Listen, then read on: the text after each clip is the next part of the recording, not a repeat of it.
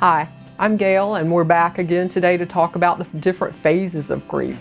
Elisabeth Kübler-Ross's 1969 book on death and dying documented 5 phases of grief: bargaining, acceptance, denial, anger, and depression.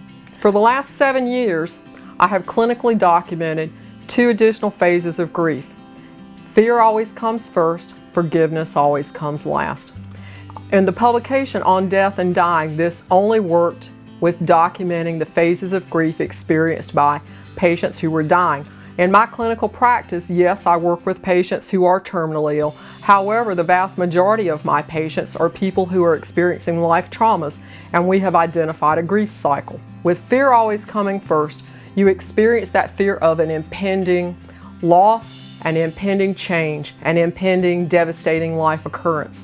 When people are grieving, you're always beating yourself up. I've done it myself, day to day. What did I do wrong? I'm angry. It's their fault. You lash out at the people that are closest to you, your family, it may be people in the workplace. It impacts every single thing that you do every minute of the day. How do you know if you're clinically depressed or if you're grieving? When you are grieving, you can get up and go to work. You're going to cook for your kids. You're going to do your laundry. You're going to worry about when the mortgage is paid. When clinical depression has reached a magnitude where it needs to be treated with medication by a physician, you're going to have periods of uncontrollable crying. You may experience weight loss 10% or greater, which needs to be managed by a physician. You may not sleep at night. You will lose some sleep when you're in a grief cycle. However, you will get to the point where you can sleep again as you begin to work through and acknowledge whatever those emotions with grief are. The last phase of grief, forgiveness, is where you have certainly left that beginning healing phase where Kübler-Ross's book left off. The forgiveness is where you are back living a happy, healthy lifestyle. You have forgiven yourself for someone dying, an ended relationship, a loss of a job, a change in life that left you devastated. You have moved into that healing and happy place.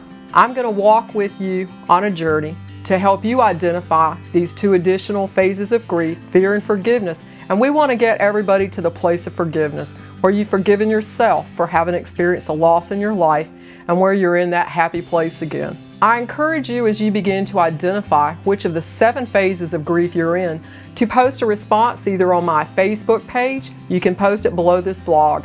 Let us know where you're at, what you're doing about moving out of it to that place of forgiveness. How many times have you been through the same grief cycle? And what are you doing personally to move beyond it?